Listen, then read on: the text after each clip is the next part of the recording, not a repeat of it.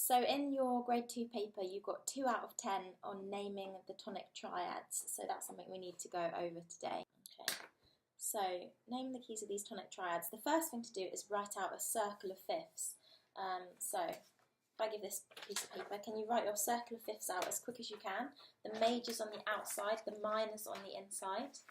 So you've got a G, it should be a G flat in that box, and then you want the enharmonic equivalent. So the enharmonic equivalent of G flat is, imagine on the keyboard, a G flat. I know inside it's C minor. We'll do the majors first, the outside of the circle. So what's the enharmonic equivalent of G flat? What is it? If you want, we can draw a keyboard. F sharp. F sharp, yes. F sharp and a G flat are the same thing. Great, so you've got your circle of fifths, you've got the major keys around the outside of that circle. Now can you do the minor keys inside the circle? So you have to count 4 back. So yes, you have to go down 2 notes, back 3 semitones from the C. We need to go back 3 semitones. So C's here, so we'd count 1, 2, 3, and we're landing on A. So the relative minor of C major is A minor. That's the top. How many sharps and flats does C major have? 0. How many sharps or flats does A minor have? 0. Great, because they're relatives of each other. 1, 2. Start on. This is G flat. Oh, flat. 1, 2, 3, 4. That's D sharp.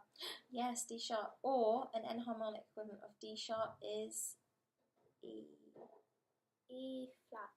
Yeah, E's there. So count back 4. Wait, 1, 2, 3, 4. So that's C sharp.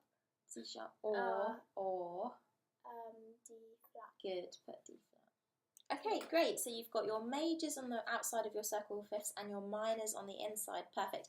And when you're doing the exam, best to write that out, maybe on the front page, in a nice blank page space, and then you can always refer to it throughout your exam. Best to get it done at the beginning. But F sharp minor sits next to A because they're relatives, they're like cousins, and they share the same amount of sharps. The inside one. So when it's on the outside and there's a scale on the inside, they both share the same key signature on the outside. Yeah. For example, E flat major and D flat minor both have 3 flats. For example, C major and A minor both have no flats. F major and D minor both have 1 flat, and it's called B flat. Okay, which major and minor keys both have 6 sharps or flats? 6 of them, that's a lot. 1, 2, 3. Both have So 6. it's G flat and F sharp, or E flat and D sharp. Make sure you say the major and minors after it. Minor and major.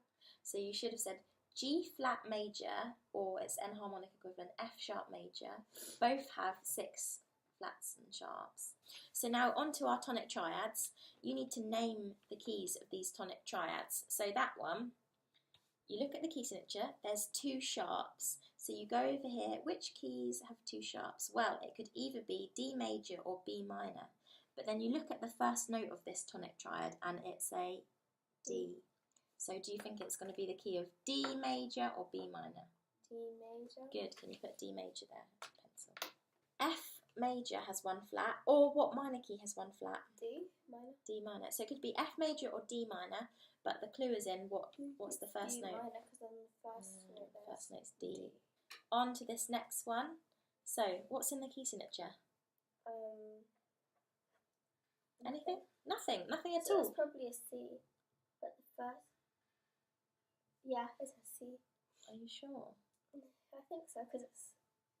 There's nothing in the key signature. So which 2? Oh no, because it's like. Yeah, it's A. A minor, because the first note's A, and A minor has no sharps or flats. Also does C, but it's got an A, so put A minor.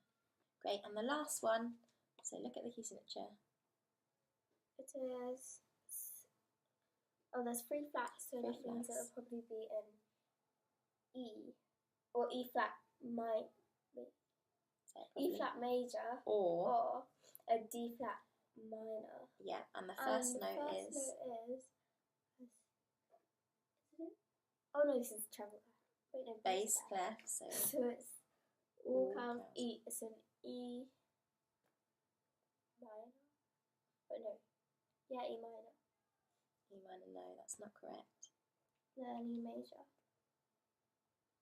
And it's not an E, look, it's an E flat, that note. So it's E flat major, not E. Good. Okay, so you understand how it works. It'd be good for you to practice a few more of these exercises so that you practice how to do it and looking at your circle of fifths and working it out. So I will write you some more for you to practice, and I'll write you an answer sheet so you can mark them. And we'll stop there for today.